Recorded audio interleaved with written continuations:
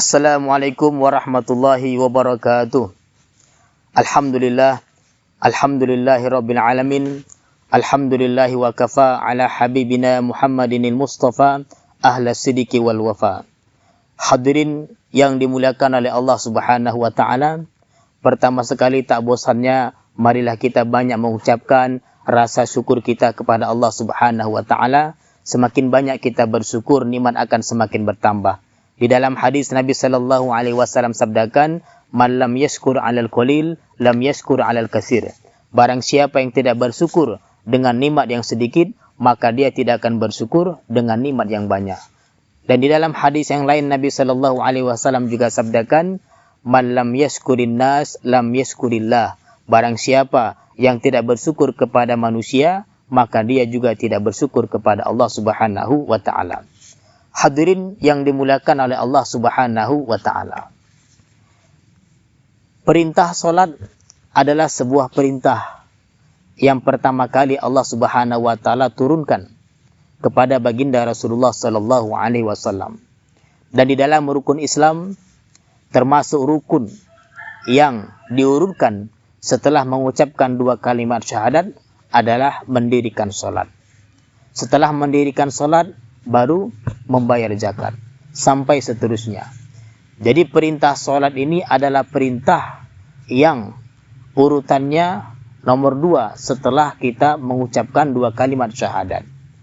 Di dalam Al-Quranul Karim banyak sekali perintah Allah Subhanahu wa taala memuji orang-orang yang khusyuk di dalam salatnya.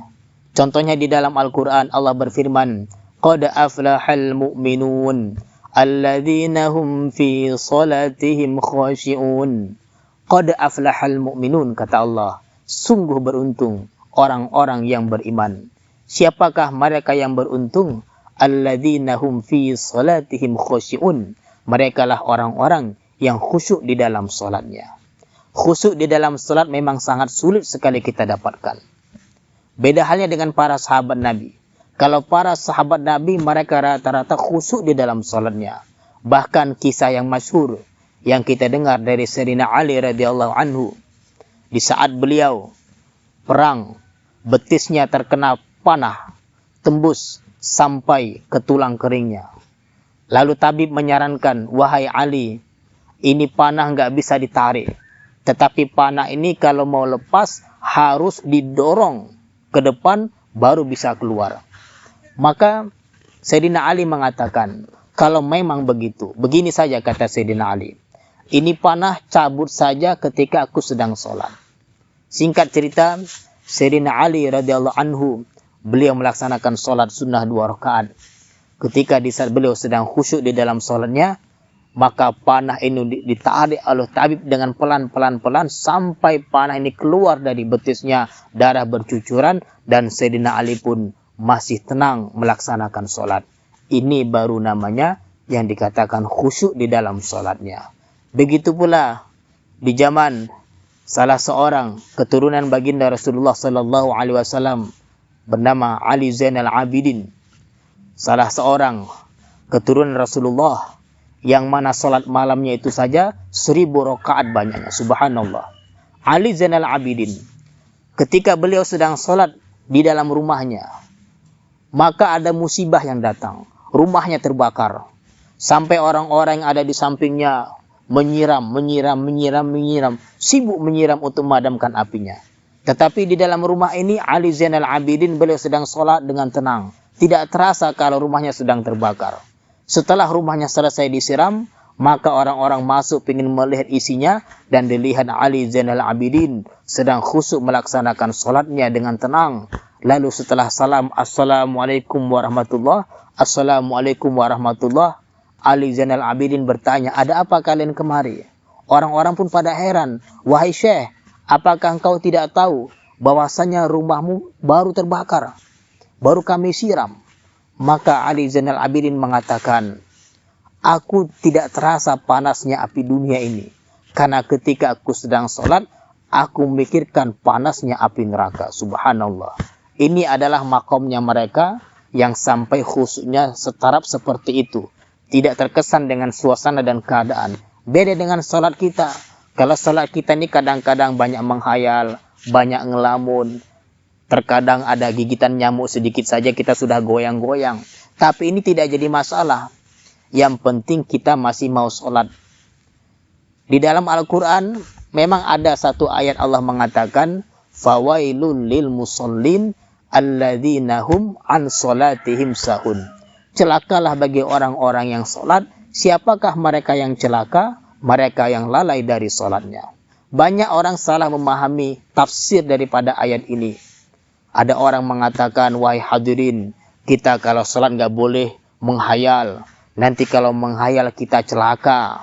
Karena Allah mengatakan, fawailul lil musallin. Celakalah bagi orang-orang yang sholat, yang lalai dari sholatnya. Padahal tafsirnya bukan seperti itu.